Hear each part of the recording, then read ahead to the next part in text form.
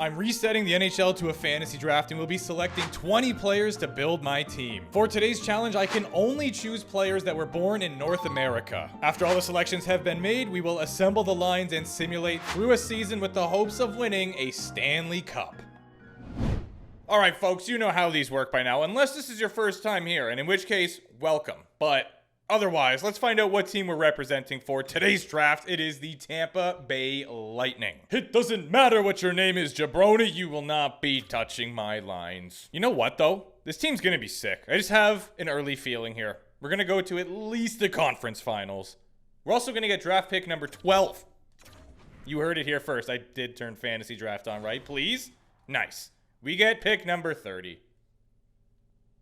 It's exactly what I wanted, actually. I'm not sure if I mentioned it in the non-North American draft, but there was a comment for this and I couldn't find it again, so you know who you are. I mean, what better way to start your team off than with Sidney the Kidney, am I right? 94 overall? Sure, he's 37, but like, it's a one-year sim, guys. I don't know if the other teams know that or not. I'm not really sure I've ever drafted this guy. Morrissey, or Norrisy, if you will. He's normally up there for points. He's got the gold X Factor, offensive defenseman. I'm gonna do it. Obviously, Sidney the Kidney can score, but I do want to get him a sniper, so let's work on that. You know what? I just lied right to your face. I think we're gonna take either Carlson or Pietrangelo. They're both 34. Carlson's making 800,000 less. Both right-handed defensemen, both two-way defenders, but he does have the gold. Is it worth 800K is the question.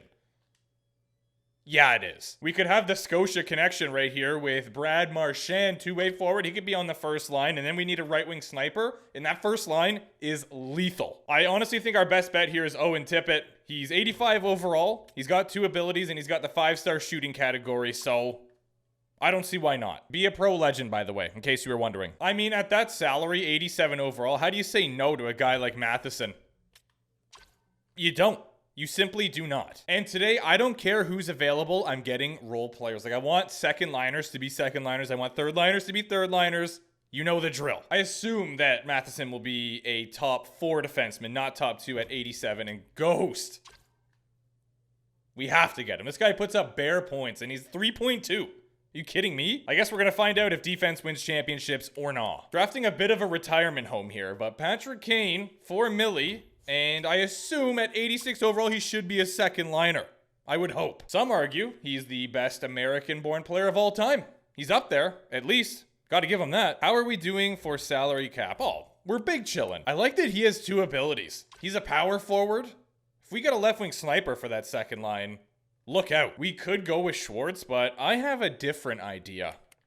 I think we're just going to power forward our way to some dubs. Jamie Benn, 85 overall, making nearly 10 million. Whatever. We'll figure out the cap later. The last game that we can draft him. Marcus Andrade Flower. He's got 2 abilities. I can't not do it. You know what I'm saying? I know he's 84 overall, but Lowry's 85 overall and is listed as a third liner. So I feel like Nason is going to be a third line scoring forward or something like that. I guess he is a grinder, but I'm still going to sign him. He'll definitely be a third liner. Scott Lawton, 83 overall, 1.5. That is perfect. It makes up for our Jamie Benn pick. I'm putting off our last 2 defensemen because we're genuinely not going to need them. This guy brought us a cup last time, and he's making under $1 million. Does perfect sound any good? Left wing, two-way forward? How about you say less? Our 4th line, we're going for outright intimidation. I don't know if these 2 at 80 overall are going to want to be on the 4th line. It's hard to say. I know this guy will want to be on the 4th line. He's 77 overall, and now he's a member of our team. You know who else will want to be on the 4th line is Ryan Reeves.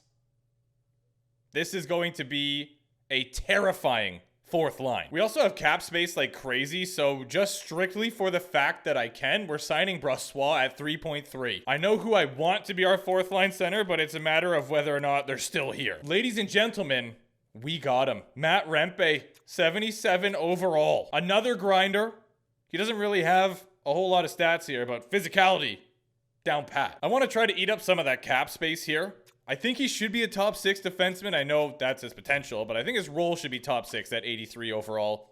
I'm going to hope anyway. Here's a good way to eat up some cap space. Ryan Graves, 4.5 million and only 81 overall, but He's a beast, so I think this is a great last pick of the draft. He's also probably one of the youngest players on our team at the young age of 29 or 30, whatever he was. It's just making me think of the F1 movie that I haven't even seen yet, by the way, but I want to. It looks real good. But just the old guys still with something to prove. Obviously, we do have a few players that are pretty young. Rempe's young. Lawton's not super old. Tippett's kind of young. But this is our team. How about we go put the lines together? We already know exactly what they are. John Cooper, I've heard a lot of good things about you, which is why I'm going to let you do what you do. All right, moment of truth time. Let's edit the lines and see if we have any chemistry already established. Wow, that fourth line's already a +1. I absolutely love that. They want to play, oh, please be a second line. Yes, he is a second liner. Tippett's also going to be a second line forward, but he's going to be on the first line regardless. Patrick Kane, going to have nobody to play make to here. Well, you know what? I guess Nelson could kind of tuck him. Jamie Benn probably could too if he really wants. This guy's not even a fourth liner. Minor checking forward, but that's all right. It's all right. You'll be on the fourth line and you'll like it. I have a really good feeling about this team, which is not a good thing. What the heck? Oh. Yeah, Brent Burns, you're not supposed to be here, pal. You're getting sent down. And he got claimed by the Blues. Good for them. Could have just drafted him. He probably went in the last round. I knew these guys weren't going to get along, but we'll fix that. We can get them up to at least a +2, I think, once we have the chemistry talks. Our goaltending situation is probably not ideal, but you know what? It's Flower. It's the GOAT. What are we going to do? I'm going to say that Sidney the Kidney gets the most points. He's going to have 110. That first line's going to go off. We will have 48 wins. Let's go have some conversations and then simulate. I actually didn't check defensemen. Please be top 4. Line 2. Unreal. Out of all those players, only 6 of them did not immediately agree to buy into the scheme fit, which is fine. We'll get there. We'll break through. But let's start simulating a little bit here and see if the Tampa Bay Lightning are going to be any good, or if we're going to be buns. Not the best start to the season, I'll tell you that for free, but it doesn't take rocket appliances to figure that out. Just look at our record. However, I will not be down in the dumps because sometimes having a bad record to start the year is a sign of good things to come. Starting to see a pattern. Every time I draft Jamie Benn, he doesn't want to buy into the scheme fit. He gives in eventually, which is more than I can say for Tom Wilson. Pretty big turnaround here for the Tampa Bay Lightning. We were second last in the division, and now we are all the way up to third. So that is great stuff. Another big win against the Bruins. Can we beat the Ducks too? Ugh. I don't know if our division is just stinky or what, but we are not that far back from first. However, we did just go on a massive losing streak, which doesn't help. I don't know who pissed in Jamie Benn's cornflakes, but this guy needs to smarten up and buy into the scheme fit. Otherwise, you're gone. Come on, brother. Just buy in. Right at the deadline. This guy knows. The sticky note of players that didn't buy in can now be tossed because everybody has been crossed off. We've got +5 for the first 2 lines. And then we got a +3 on our third line here and a +4 for the fourth. Very fitting. 3 and 4. Defensively, we got a +5. I wouldn't expect anything less. A +3 for these two, which is good. And then Graves and Jensen were a -3, but now they're a +2. So that's quite the turnaround. At the deadline, we have 34 wins. It seems like we are on pace to be a playoff team, but we got to keep winning hockey games here. If we go on one of those losing skids again, it could be the end of the Tampa Bay Lightning. We actually do have a decent gap on the Toronto Maple Leafs, though. We are now second in the division and only 4 points behind the division lead. Now that I didn't see coming. I mean, at the beginning of the year, I did. I thought we were going to get 49 wins. Clearly, that's not happening, but at some point, I started to lose faith real quick, and it seems like we're kind of on a heater here. And now we're going to lose out the rest of the year. Watch. Okay, that's huge. Big win over the Leafs. Detroit Red Wings, can we take them down? They're not doing so good. Oh, perfect. 5-4 W. Buffalo Sabres. We are now first in the division. We lost. Oh, wow. And we have a game at hand. I think we secured the division. 47 wins. Oh, how about it? And our first round opponent will be the New Jersey Devils. Yep, here we are, atop the division with 99 points. Not the strongest division in the world, but we take it. We did finish 7th in the league. I like that spot. The Golden Knights first with 107 points. Let's see if any teams got finessed here or if it was the top 16. Good stuff. Sidney the Mad Lad, 106 points. He had 45 tucks. Where is Tippett? He only had 25 goals? What are we doing? Clearly the Nova Scotia connection's working though, because 94 for Marshy, 80 for Morrissey, and on top of that, we've got 74 for second liner Patrick Kane. That's awesome. Gostisbehere did pretty good. He had 41. We got 43 from Alexander. Goaltending, maybe not our best. 36 wins from Flower, 2 shutouts, but a 902. And then Brossois had a 903, so they're barely just floating around that 900. You see what I see. Saros had the most wins with 45 and a 920 save percentage. That is a season to remember. And your defensive leader, let's play a game, is none other than Quinn Hughes. He had 85 points, 14 goals. Yossi had 22 tucks on the season. Kilmacar down here, a -10, 73. Not great, Kale. You kidding me?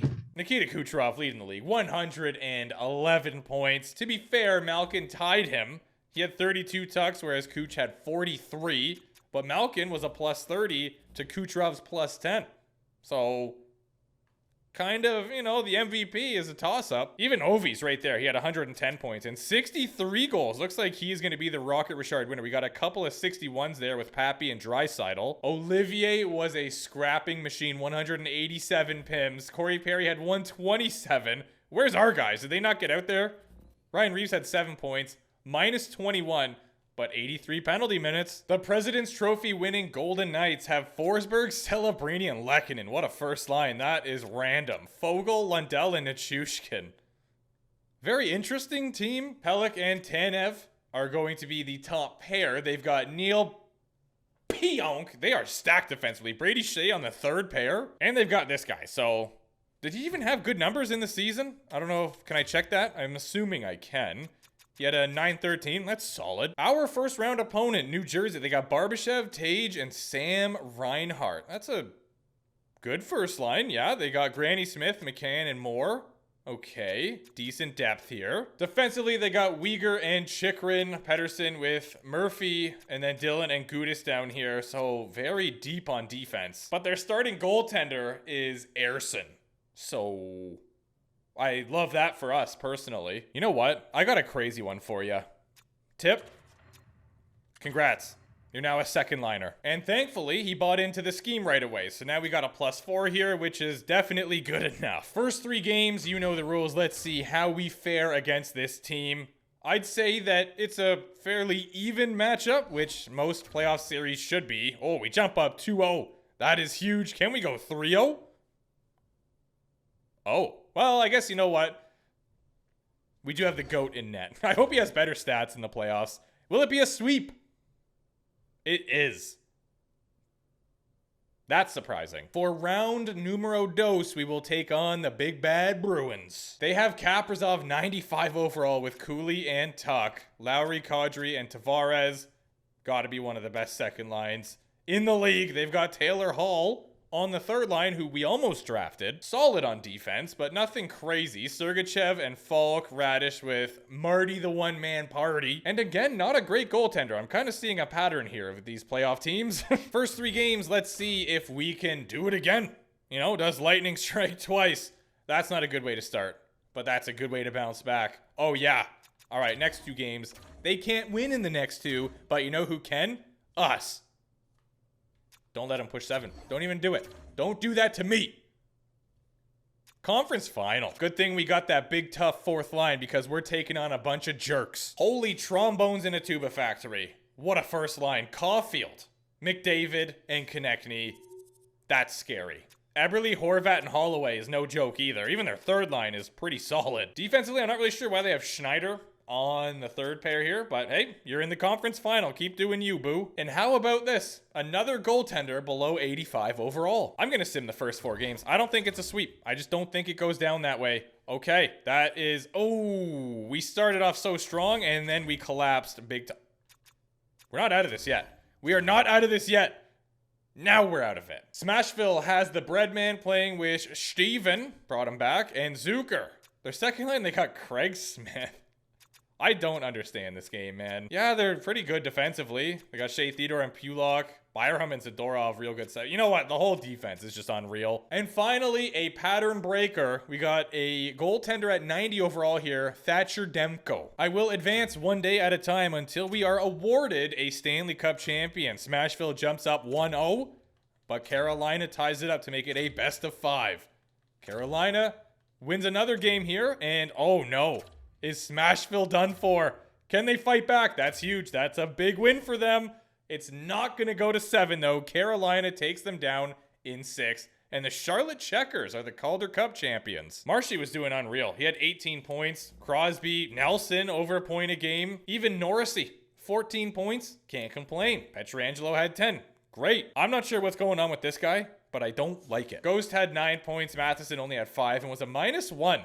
Michael, what a complete change from the regular season. Flower had a .929 save percentage and 3 shutouts. What a beast. Kevin Lankinen was the Stanley Cup winning goaltender, a .918 save percentage while he was at it, .260 GAA, actually pretty similar to Thatcher Demko. Shea Theodore was over a point a game. He had 25 points in 24 games played. That is good stuff. And then it's just a monumental drop off to Morrissey, and then another decent drop off here to these 3. And your Conn Smythe winner, no, Breadman won't get it because they didn't win the Stanley Cup, but he had 34 points in 24 games. Steven, 32.